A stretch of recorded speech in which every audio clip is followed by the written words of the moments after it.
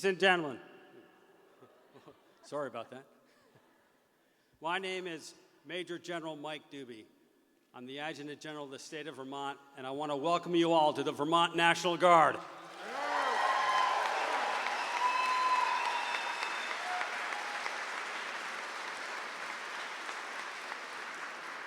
It is a great day indeed for us to welcome the First Lady of the United States of America, Michelle Obama.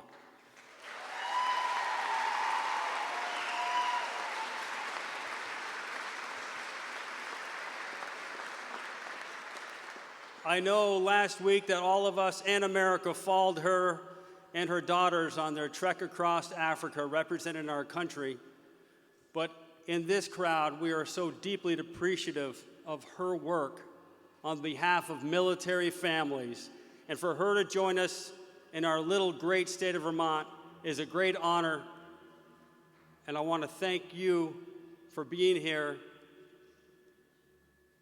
But there's two people that I've got to thank, because this would have happened without Senator Pat Leahy and his wife Marcelle.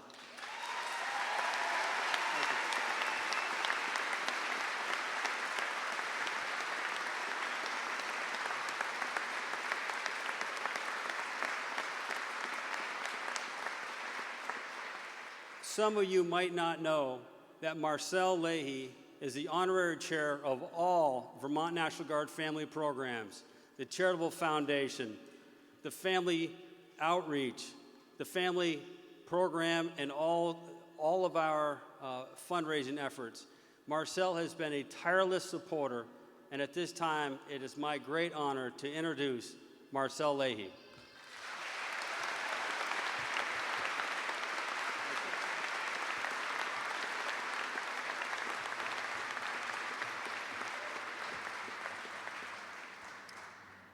Thank you so much, General Doobie, for that kind introduction. Thank you to all of you for being here. As we prepare to celebrate Independence Day and all that means to each of us, it is especially humbling to have the opportunity to say a few words from my heart to each of you. We have a remarkable guest, and I feel privileged to introduce her. Patrick and I are so proud of all of you. Our Vermont Guard, ably led by General Doobie and his staff, is a pace-setting organization with a distinguished history and record that are unmatched anywhere. Few states have the per capita Guard participation rate of our little state of Vermont. We are small, but we are mighty.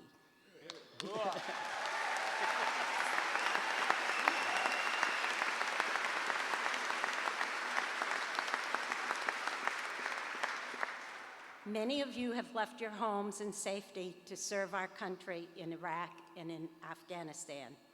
Patrick and I have listened to so many Guard families describe the strain and sacrifice of those times away. And many in the Vermont Guard have been wounded in action. We hope you have received the care you needed. Let us know if we can do more. And for those who have made the ultimate sacrifice for our country, we will never forget, and we will never stop being grateful.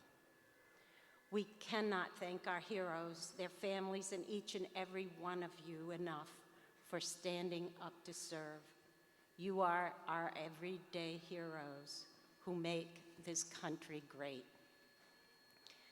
As the parents of a young Marine reservist who was called up during Desert Storm, Patrick and I came to directly understand, and we always feel, the concerns and worries that all families have for their loved ones on active duty and in combat situations. We also understand the number one concern of all our Guard members is the welfare of their families. When we support our Guard families, we are supporting our Guard members.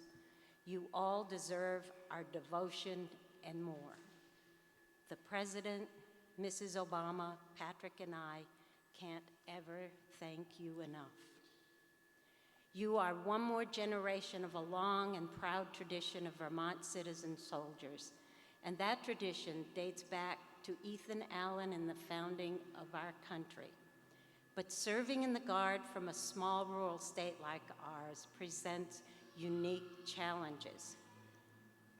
We do not have all of the support systems that come from having a major active duty military base inside our borders. And making sure every one of our returning soldiers and their families is taken care of is hard work and our never-ending obligation to all of you. And that is why I'm so pleased that First Lady Michelle Obama is here today to talk about her new effort called Joining Forces. It's a national initiative to provide our troops and their families the support they deserve and have earned. Mrs. Obama and Dr. Jill Biden have been traveling the country to talk about this new program. When Patrick first heard about the Joining Forces initiative, he and I instantly decided to invite the First Lady to come to Vermont to meet you all, the members and families of the Vermont National Guard. Michelle and I first met when her husband was then the senator-elect from Illinois. Little did I know that the person whose company I was enjoying so much would soon be the First Lady of the United States. Mrs. Obama is a tireless advocate on the issues that are close to her heart, supporting military families, combating childhood obesity, encouraging national service, advancing the arts, and helping working women balance career and family. On that last issue, she's a living example as she juggles her public duties while raising 2 young children, and what wonderful children they are. Before moving into the White House, Mrs. Obama had an impressive record of service to her community, and she's used every second of her time in the White House as an opportunity to help others. Mrs. Obama cares deeply about people, so we can understand why looking out for military families is such a devoted cause for her. She treasures her loved ones, so she understands that taking care of the ones you love while you are away and taking care of you and your loved ones when you return is the right thing to do. It is her passion. With that, ladies and gentlemen, it's my honor to introduce to you my friend and truly your friend, the First Lady of the United States, Michelle Obama.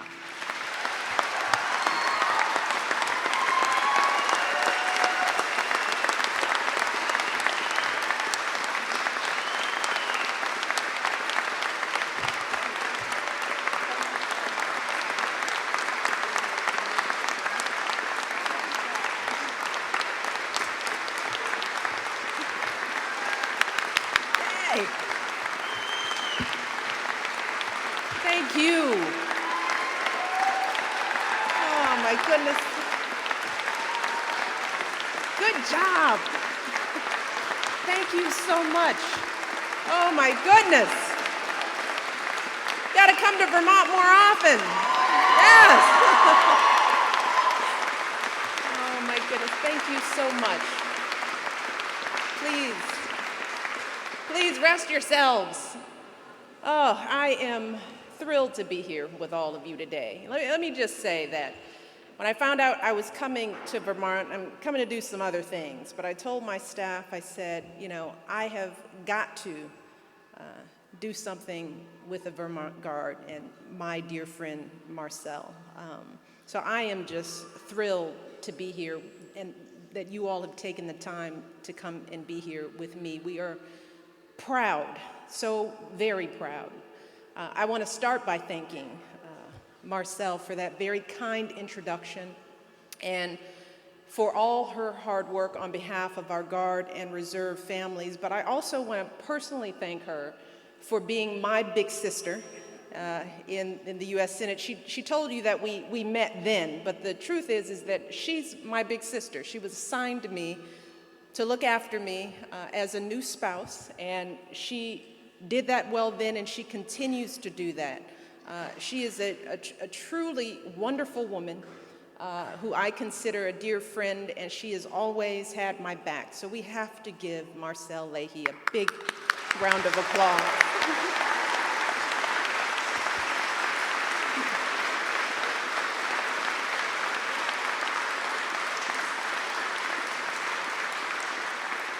And I also want to acknowledge someone who couldn't be here today, but who would have been here today. She's been a phenomenal partner to me every day on this issue. She's a military mom herself, a tireless champion for military families, and also my friend, Dr. Jill Biden.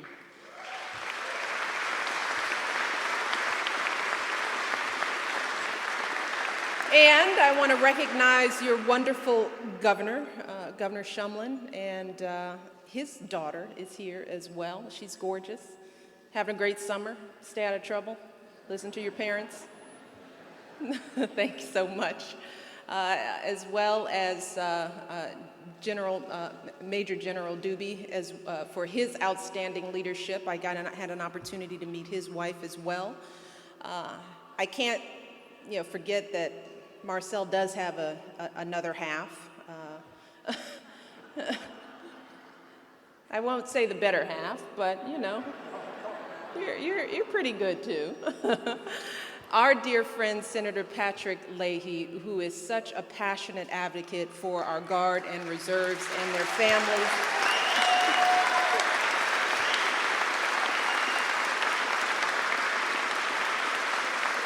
And a dear, dear, dear friend as well. I want to recognize Representative Welch for his outstanding work in Washington, and all of the other elected officials who are here today. Thank you all for being here. Thank you for your service. And finally, and most important of all, I want to thank all of you, the extraordinary men and women of the Vermont National Guard. Now, for the past few years, I've had the privilege of visiting military bases and communities all across this country, and it is one of the best things that I do. I've sat in meetings with your commanding officers. I have spent a great deal of time with our courageous Blue Star families. I have felt the strength of our Gold Star families.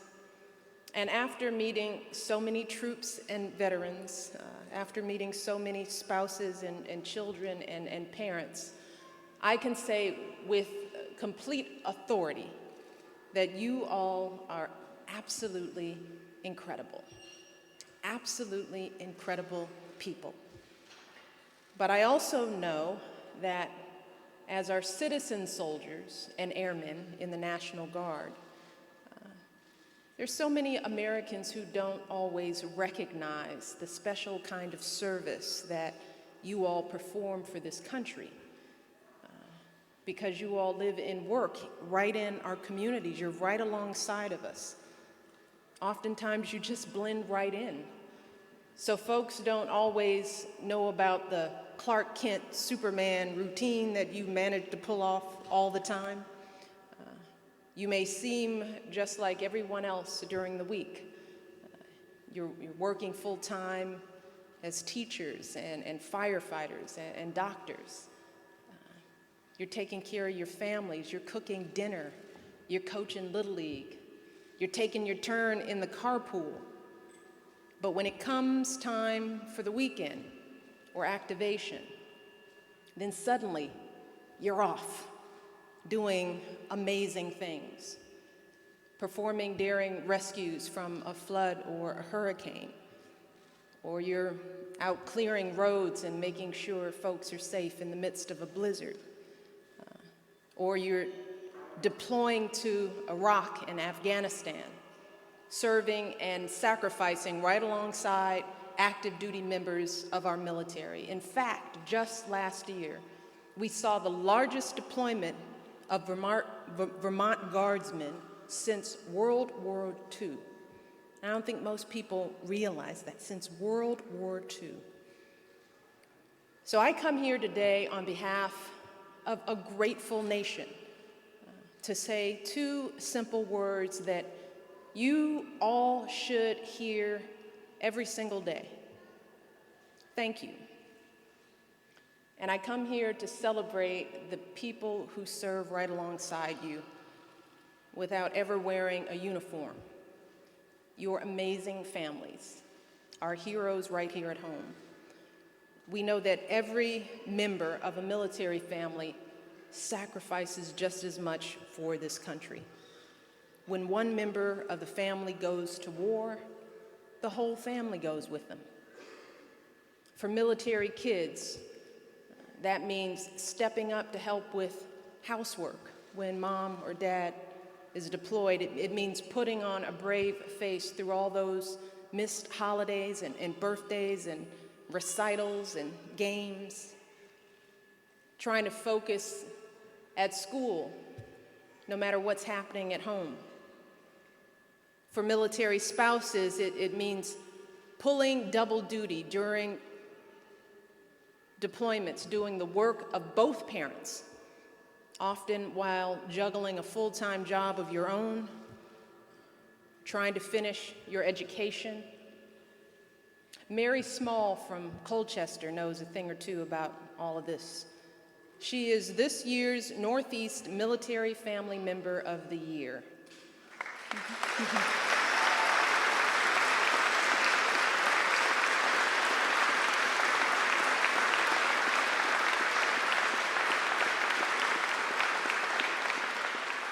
Her husband, Phil, is an air ambulance pilot currently deployed in Iraq. And while he's gone, she's got a full plate of her own, running her household and taking care of their 10-year-old daughter, Caitlin. And as if that weren't enough, Mary also serves as the Family Readiness Group co-leader.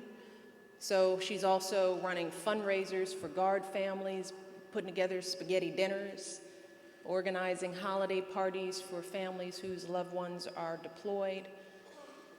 And on top of all of that, she's also a Girl Scout leader. She's treasurer of the parent-teacher organization at her daughter's school. See, military families like Mary's represent the best of America.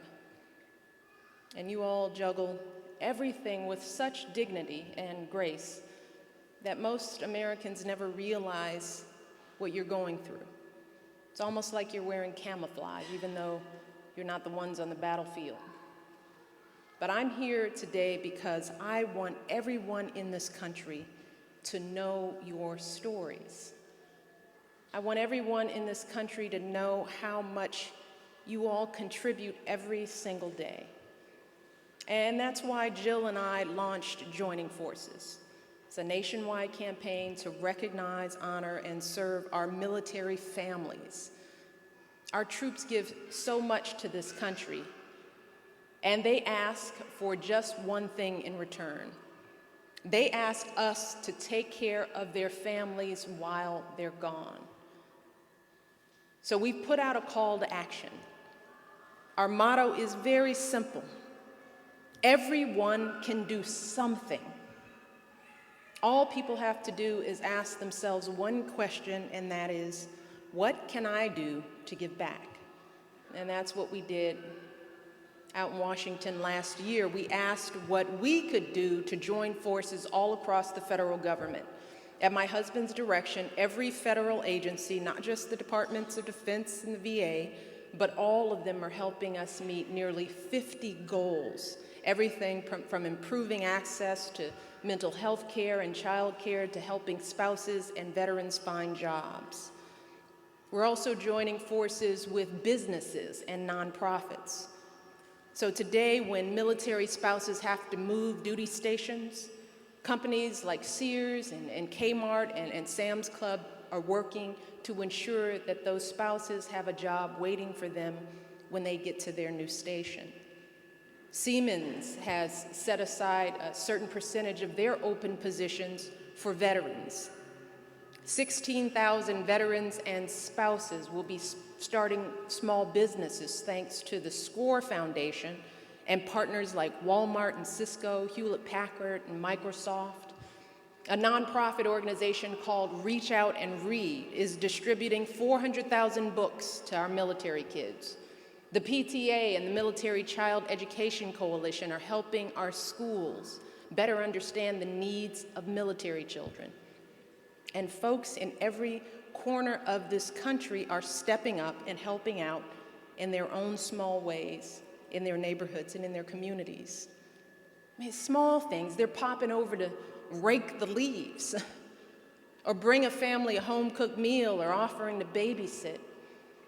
At the Clarendon Elementary School right here in Vermont, students made their own care packages.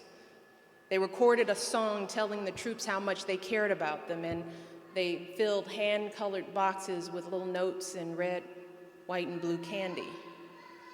These boxes of kisses have now reached hundreds of troops in harm's way. And then there's the community of Hyde Park here in Vermont. I mean, that's the hometown of one of our amazing wounded warriors, Private First Class Andrew Parker. When Andrew was wounded in Afghanistan, he and his family faced an uncertain future. But then Hyde Park, that community stepped up. Led by Andrew's kindergarten teacher. Sorry, his kindergarten teacher from all those years ago. She led hundreds of people in the community and across the country. She helped bring them together, and they raised money, $5, $10 at a time. They helped build Andrew a wheelchair-accessible apartment. And they threw him a parade to give him the hero's welcome that he deserved.